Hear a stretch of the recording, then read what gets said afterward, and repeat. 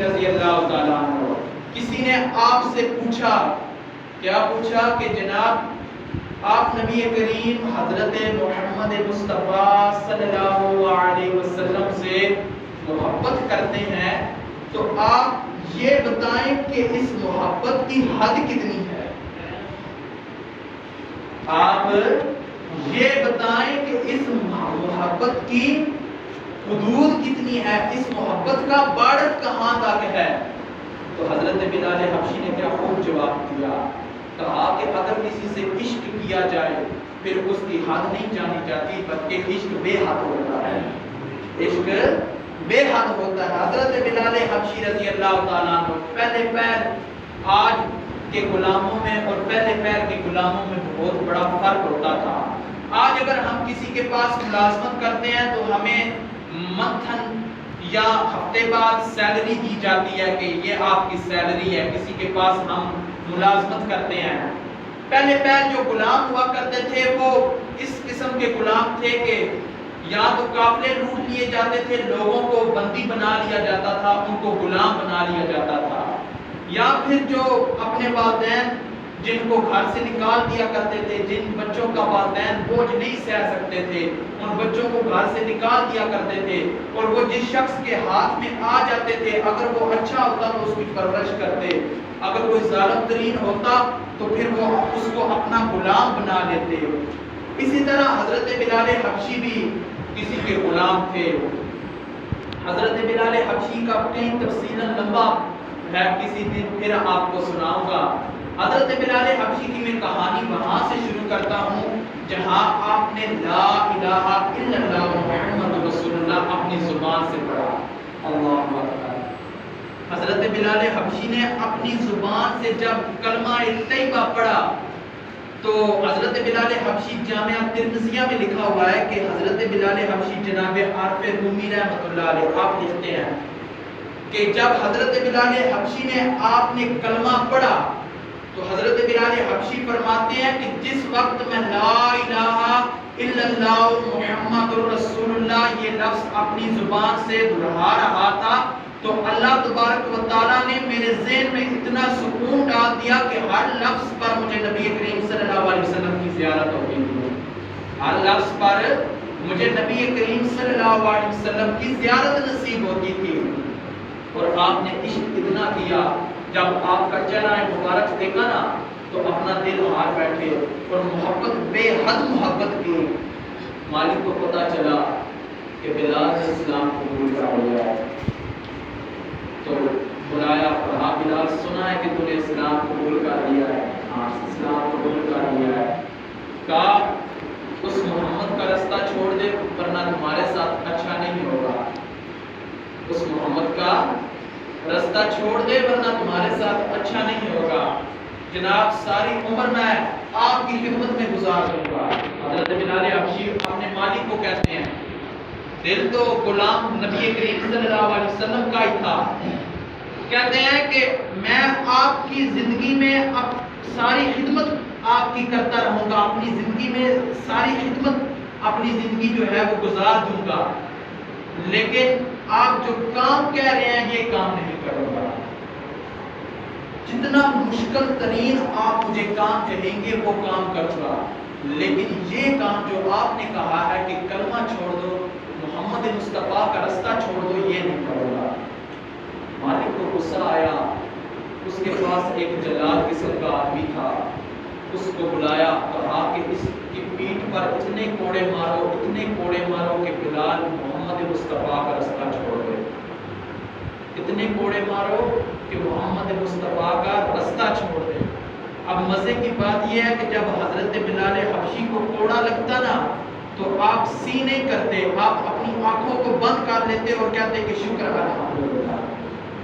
آپ اپنی آنکھوں کو بند کر لیتے اور شکر الحمدللہ کہتے۔ مار مار کر وہ جلاد جب تھک گیا نا تو حضرت بلال حبشی نے اپنی آنکھوں کو کھولا، کہا کہ اے جلاد تو تھک گیا ہے اور مار مجھے۔ بڑا حیران ہو گیا، کہتا ہے کہ یہ پہلا شخص دیکھ رہا ہوں جو اذیت کو بڑی خوشی سے اپنے گلے لگا رہا ہے، پریشانی کو بڑی خوشی سے اپنے گلے لگا رہا ہے، کہنے لگا کہ بلال ماجرا کیا ہے، بات کیا ہے، کہ میں جب تجھے کوڑا مارتا تھا تو سی نہیں کرتا تھا، آ نہیں کرتا تھا، تو شکر کرتا تھا، تو اب میں تجھے مارنا چھوڑ دیا ہے، تو اب تو کہہ رہا ہے کہ مجھے اور مار۔ حضرت بلال حبشی آپ فرماتے ہیں کہ جب تو مجھے مارتا تھا نا تو میں اپنی آنکھوں کو درد سے اپنی آنکھوں کو بند کر لیتا تھا، اور جب میری آنکھیں بند ہوتی تھی تو میری آنکھوں کے بند ہونے پر میرے نبی کریم صلی اللہ علیہ وسلم کا چہرہ دکھائی دیتا تھا، اور جب چہرہ دکھائی دیتا تھا تو اس رب کا میں شکر ادا کرتا تھا کہ یا باری تعالیٰ تیرا شکر ہے۔ ویسے تو ہم لوگ جو ہیں اللہ پاک ہم سے معافی دے، ویسے تو ہم لوگ جو ہیں وہ اس قسم کے ہیں ہی نہیں کہ آج ہم اسلام بیان کر سکیں اور آپ لوگوں کو بتا سکیں۔ پہلے تو لوگوں کو اگر اسلام بتایا جائے تو وہ اس رستے سے آنے کے بجائے دور بھاگ جاتے ہیں۔ یہاں پر تقریباً مجھے 2 کہ 3 سال ہو گئے جمعہ پڑھاتے ہوئے، ہر جمعے پر ایک نئی بات میں سب لوگوں کو بتاتا ہوں، لیکن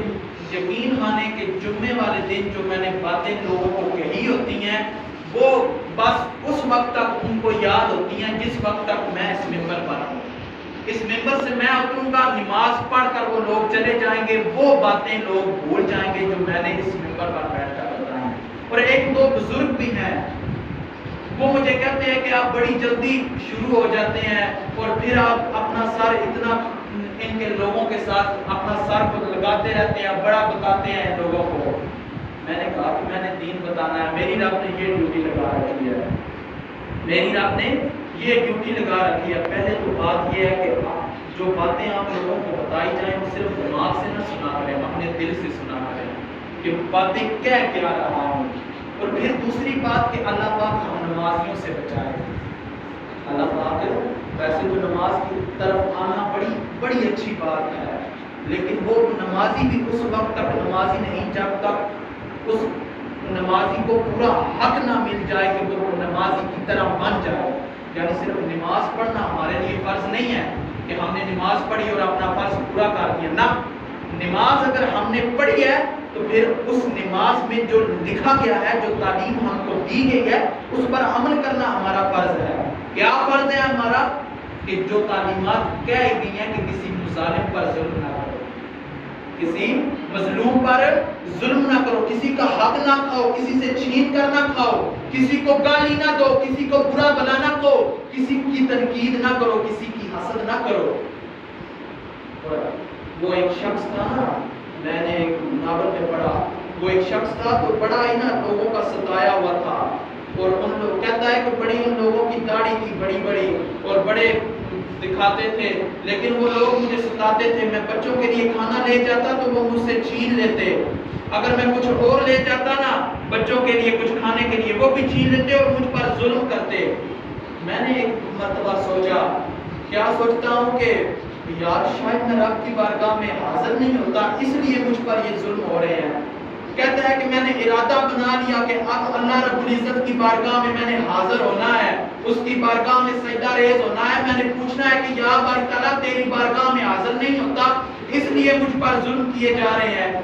کہتا ہے کہ میں نے گھر سے وضو کیا، مسجد میں آیا، اور جب میں مسجد میں آیا تو میں کیا دیکھتا ہوں کہ وہ لوگ جو مجھ پر ظلم کرتے تھے وہ پہلے صف کے نمازی تھے۔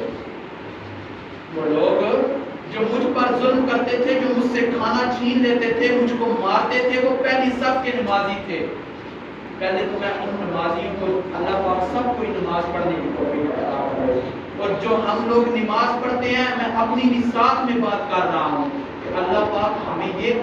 دین سمجھنے کی بھی توفیق عطا فرمائے۔ صرف مجھے یہاں ممبر پر بیٹھ کر آپ لوگوں کو سمجھانے یا بس باتیں بتانے کی نہ توفیق عطا فرمائے، جو میں بولتا ہوں مجھے بھی اس پر عمل کرنے کی توفیق عطا فرمائے۔